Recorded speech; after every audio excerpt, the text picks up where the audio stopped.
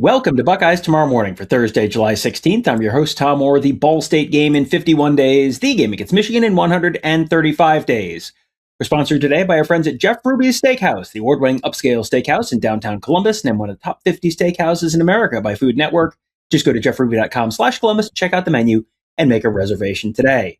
All right, if we know one thing about the internet, it's that everyone loves to argue. If we know two things about the internet, it's that everyone loves lists. And if we know three things about the internet, it's that everyone loves to argue about lists. So great news, friends. We have a list today to talk about. Going to bring in Tony Gerdeman of BuckeyeInsiders.com to join me. Tony, I put together a list of the 40 most impactful players on this year's Ohio State team. We're going to kind of zip through the top five, kind of like the others receiving votes here. But man, every time I do something like this, I realize, oh man, this is a real pain in the butt. Like it's an almost impossible task where it's like, okay, Chris Henry Jr. versus Kyle Parker versus Brandon Innes versus Devin McEwen. Like I could make an argument for almost any order there. And that's just one of the positions we're going to be talking about.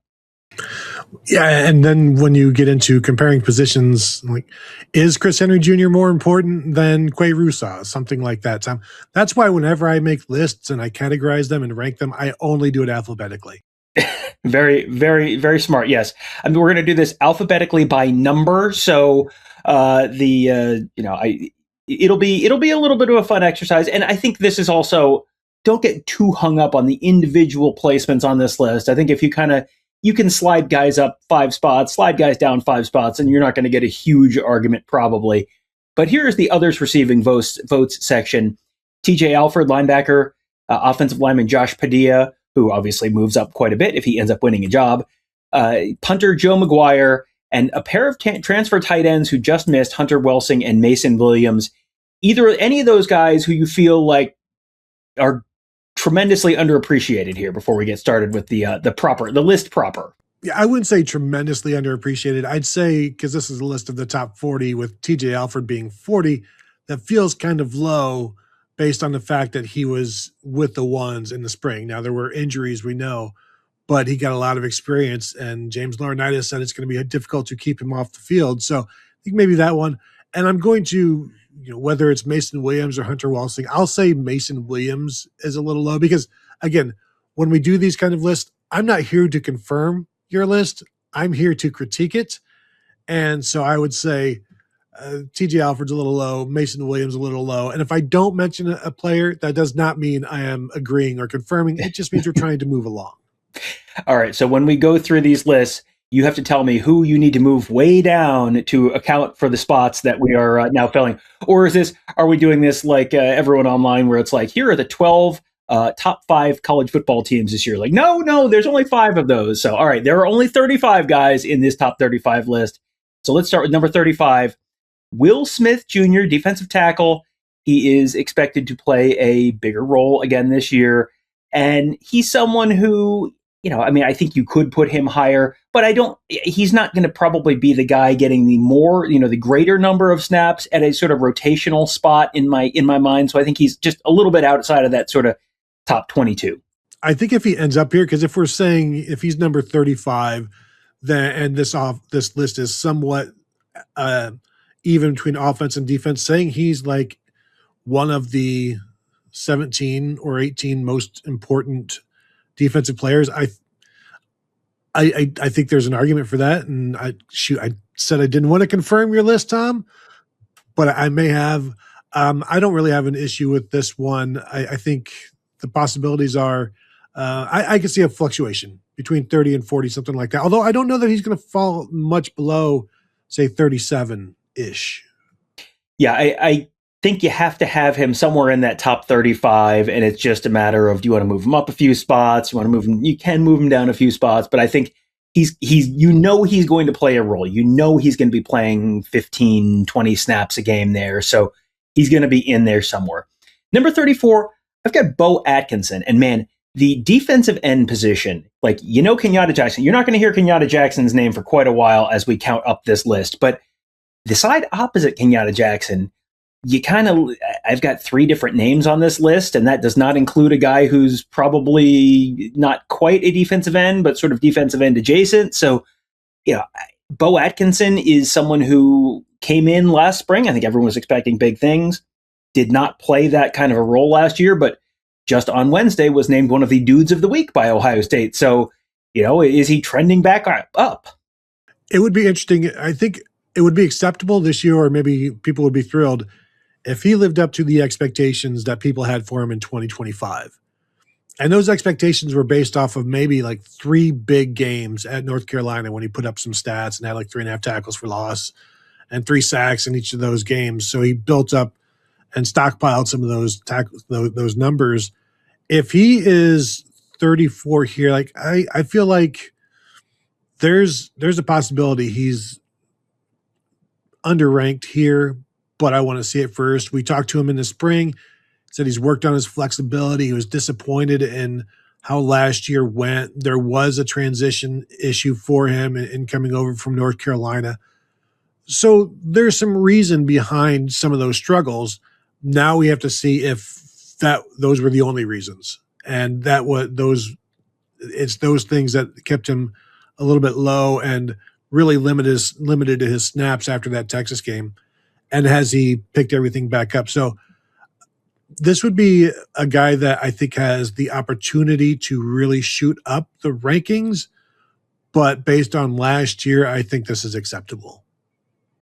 Number 33, I've got Jacoby Jackson, and this is one of those guys where I feel like I'm going to be wrong here, and either he's going to be 10 spots too low or 10 spots too high, just depending on, is he a really crucial goal line piece for them? Is he someone who is a big third down back out of the backfield for them? Or does he get his carry sort of swallowed up by some of the other running backs we're going to be talking about on this list? Well, and being that he's the first running back that you mentioned, I can assume there will be a few other running backs mentioned as well. So then how important can the number 4 guy be? And when I was talking about TJ Alford and, who are you going to move, who are you going to move down? I think Jacoby Jackson has the opportunity. We shouldn't say opportunity. He could be one of those guys that would be moved down as others move up. But yeah, this is another one where if he's the 2024 Jacoby Jackson rushing for 500 yards on 100 carries, then I'd say he's higher than 33. So this is almost like you're right. You're going to be wrong because you're trying just to be in the average of where he could be and where he may end up. And this is one where you're just like, I hope I'm in the neighborhood, but I don't think he's going to be 33, but he's going to be somewhere between like 25 and 39.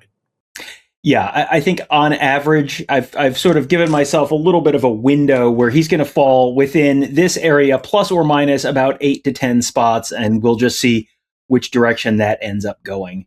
So that was number 33. Number 32, let's talk about Riley Pettyjohn, because he's sort of, again, adjacent to TJ Alford. He's sort of in that same conversation, but we didn't get to see him in the spring. He, I think, came out of last season with people sort of thinking he's ahead of TJ Alford, but then he really missed the spring. So I'm assuming he's still ahead of TJ Alford, but that's really just kind of a guess at this point.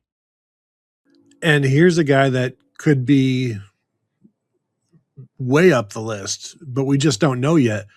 Where would Arvell Reese be on this list? Last year, he certainly would have been higher than 31. We know that, but he wouldn't have been as high as he ended up. And so I think Riley Pettyjohn here, if you just look at this entire list and say, like, who is the guy that could move up the most spots from where they are, I think he's going to be a pretty decent bet. If he does end up 31st on this list, I think that's maybe a testament to other guys holding him back rather than, he's just not ready, because they certainly want to get him on the field. It's just a matter of figuring out what he can do. So I think this could be much higher, but that would be, I don't want to say it would be crazy speculation on your part, but it would be some projection and some speculation. And I had him 32, and the reason I had him 32 is because I have changed the order of the list since I sent it to you about 15 minutes ago. I keep second guessing myself and thinking, well, but what about this? So this is a little bit of a living document, but we will continue onward and upward with number 31. That's Kyle Parker. And man, you want to talk about the challenges of ranking the defensive ends? Let's talk about the challenges of ranking the wide receivers. Which wide receiver would you like to? We know Jeremiah Smith. A lot like Kenyatta Jackson, you're not going to hear Jeremiah Smith's name on this show for quite a while. But everyone else in that wide receiver rotation, you got some freshmen that are really intriguing. You've got some veteran transfers who they brought in, which you expect them to play a pretty big role.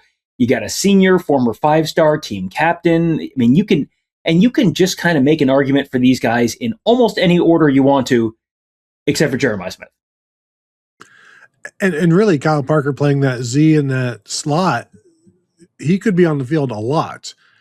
And if he is productive, then there's almost no reason to take him off the field other than just to give him a break here and there. But when you think about the Z in the slot, we know they love to throw the ball to the slot. When they've got somebody that can do something with the football and is a threat to a defense, we know that they are comfortable throwing to the Z. I mean, you look at Carnell Tate and what he was able to do. And so, that's either of those positions could be very busy for him. But again, we haven't seen much of him in terms of like just wowing us. But also a lot of the passes in the spring were more short yardage stuff and more quick stuff. So, it's really hard to wow somebody when you're throwing quick stuff and it's two-hand touch, that sort of thing. So I think this is another one where I think he could be higher, but I could also see him being exactly right here because is he, a jack of some trades, master of none type of guy? Yeah, and with a team full of talented but not necessarily entirely proven guys, I feel like almost all of these you could say, yeah, I could see him higher because, yeah, I could definitely see Kyle Parker higher. But how are you going to split up those snaps and how are you going to split up those carries and with all the stuff, all the talented skill guys they've got on offense, a lot of different ways this season could shake out. So there you go. That is 35 through 31. Next time we will have a couple true freshmen on the next show when we do this again. And when we do it again, we will be once again sponsored by Jeff Ruby's of Columbus, proudly offering nationally acclaimed USDA prime steaks, seafood and sushi, impeccable service, live entertainment, and an attention to detail that is simply unmatched. Just go to jeffruby.com/Columbus to check out the menu and make a reservation today. That will do it for today. Thank you guys all for joining us. Have a great day. We'll talk to you tomorrow.